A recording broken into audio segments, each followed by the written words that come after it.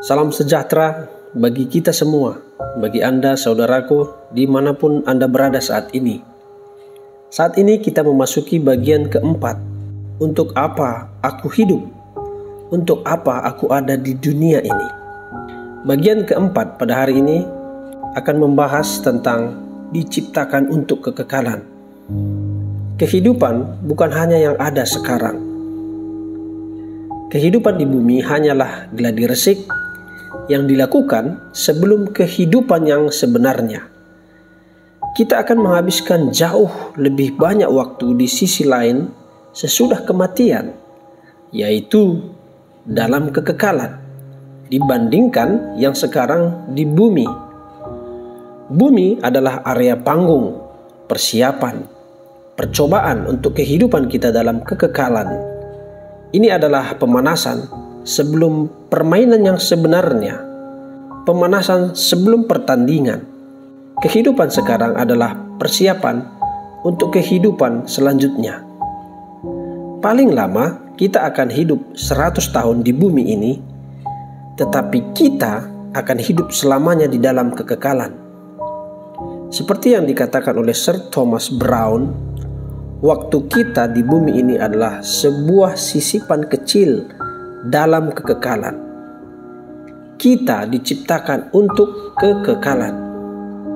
Alkitab berkata, Tuhan telah menanamkan kekekalan dalam hati manusia. Kita memiliki naluri bawaan yang merindukan kekekalan. Ini karena Tuhan menciptakan kita dalam keserupaan dengannya untuk kehidupan kekal. Walaupun kita tahu bahwa setiap orang pada akhirnya mati, kematian selalu terasa tidak wajar dan tidak adil. Alasan yang membuat kita merasa bahwa kita seharusnya hidup selamanya adalah karena Tuhan menanamkan keinginan itu dalam pikiran kita. Pada suatu hari nanti, jantung kita akan berhenti berdetak.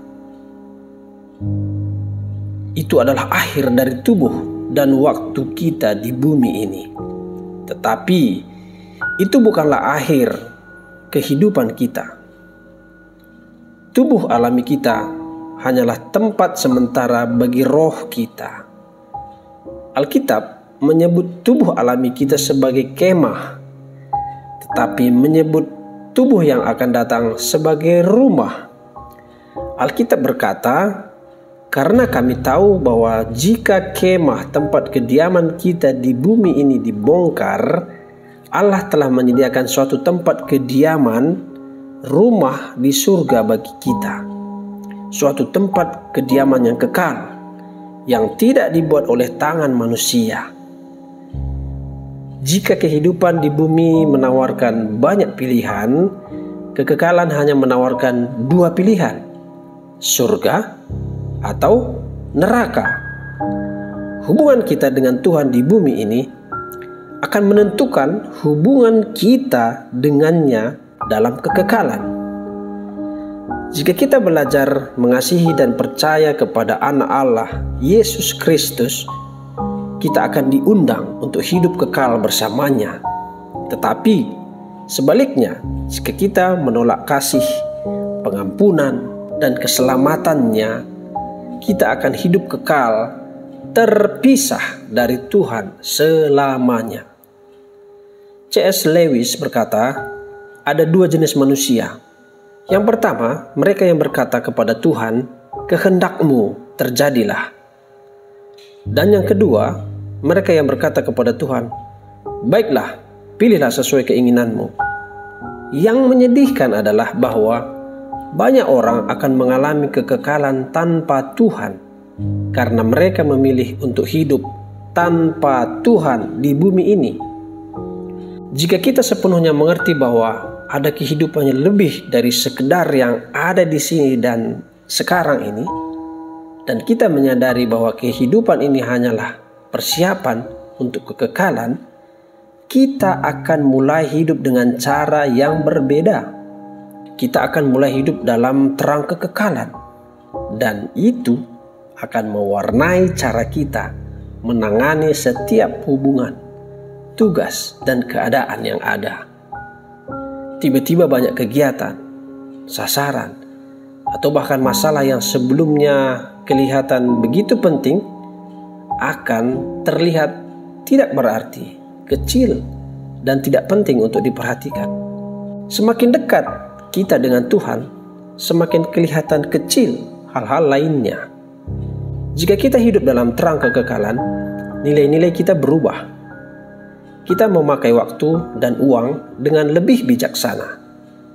Kita lebih menghargai hubungan dan karakter daripada kepopuleran atau kekayaan atau prestasi, bahkan kesenangan. Prioritas kita tertata ulang. Mengikuti tren, mode pakaian, dan nilai-nilai populer tidak penting lagi. Seperti yang dikatakan Paulus, "Aku dahulu menganggap semua hal ini sangat penting, tetapi sekarang aku anggap tidak berharga karena apa yang telah Kristus lakukan."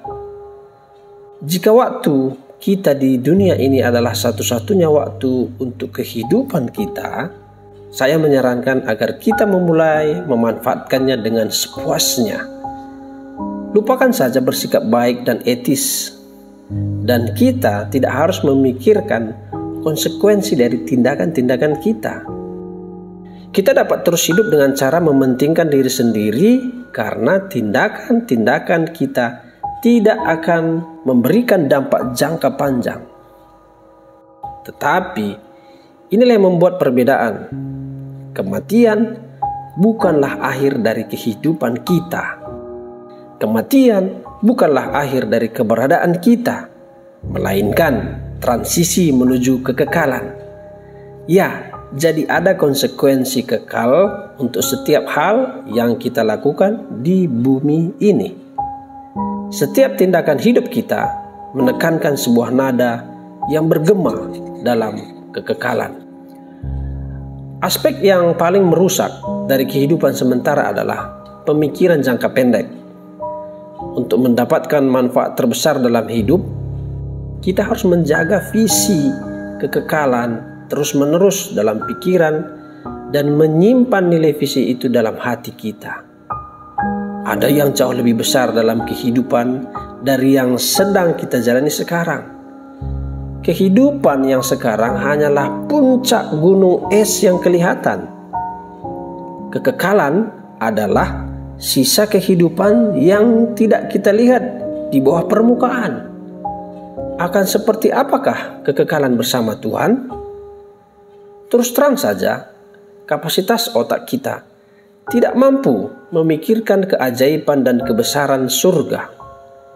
Itu seperti menjelaskan internet pada seekor semut. Itu sia-sia saja.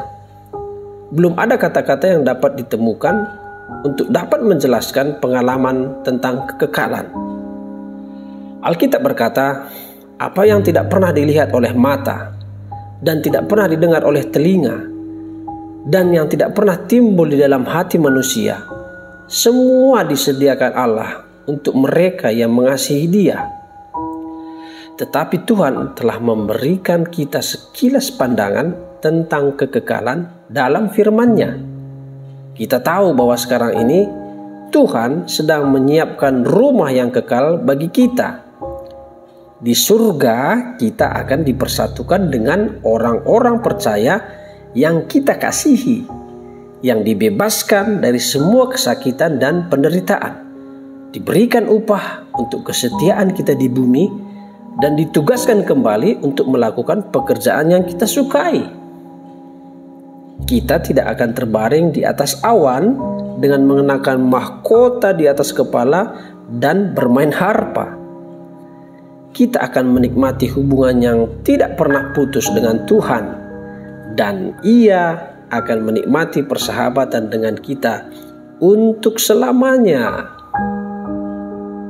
Suatu hari nanti, Yesus Kristus akan berkata, "Mari, engkau yang diberkati oleh Bapa-Ku, ambillah warisanmu, kerajaan yang disiapkan bagimu sejak dunia diciptakan." C.S. Lewis menangkap konsep kekekalan ini di halaman terakhir dari The Chronicles of Narnia, sebuah seri 7 buku fiksi anak-anak. Bagi kita, ini adalah akhir dari seluruh kisah. Tetapi bagi mereka, itu hanyalah awal dari kisah yang sebenarnya. Seluruh kehidupan mereka di dunia ini hanyalah sampul dan halaman judul. Sekarang akhirnya mereka memulai bab 1 dari kisah besar ini, yang belum pernah dibaca seorang pun di bumi, yang akan terus berlanjut, dan yang setiap babnya lebih baik dari bab sebelumnya. Mungkin saudaraku pernah melihat atau menonton sebuah film yang berjudul The Chronicles of Narnia. Inilah isi dari bab terakhir buku tersebut. Tuhan mempunyai suatu tujuan untuk kehidupan kita di bumi ini. Tetapi itu tidak selesai di sini. Rencananya mencakup waktu yang jauh lebih panjang dari beberapa dekade yang akan kita jalani di planet ini. Itu lebih dari sekedar suatu kesempatan istimewa seumur hidup. Tuhan menawarkan kesempatan yang melebihi usia kita. Alkitab berkata, rencana Tuhan tetap selamanya. Tujuan-tujuannya bersifat kekal. Nah, satu-satunya waktu yang kebanyakan orang pikir tentang kekekalan adalah pada saat pemakaman. Dan itu sering bersifat dangkal, sentimental, yang didasarkan pada ketidakpahaman. Mungkin kita merasa tidak wajar berpikir tentang kematian. Tetapi sebenarnya tidak sehat bagi kita untuk hidup dengan menyangkali kematian dan tidak memikirkan hal yang tidak dapat dihindari. Hanya orang bodohlah yang melewati kehidupan tanpa bersiap-siap untuk menghadapi apa yang tidak dapat dihindari. Kita perlu berpikir lebih banyak tentang kekekalan, bukan sebaliknya.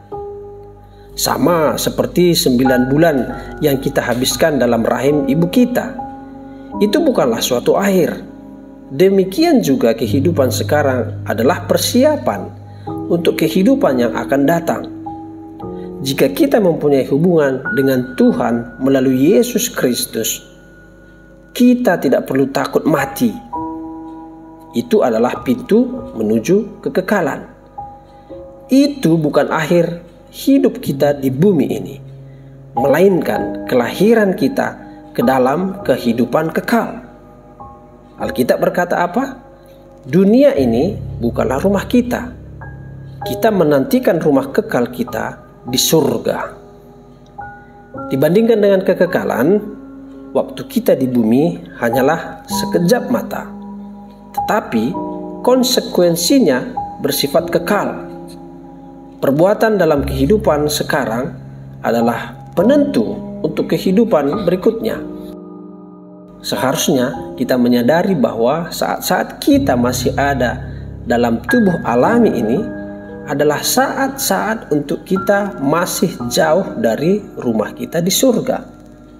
Beberapa tahun yang lalu ada sebuah slogan yang populer yang mendorong setiap orang untuk menjalani setiap hari seolah-olah itu adalah hari pertama dari sisa hidup kita.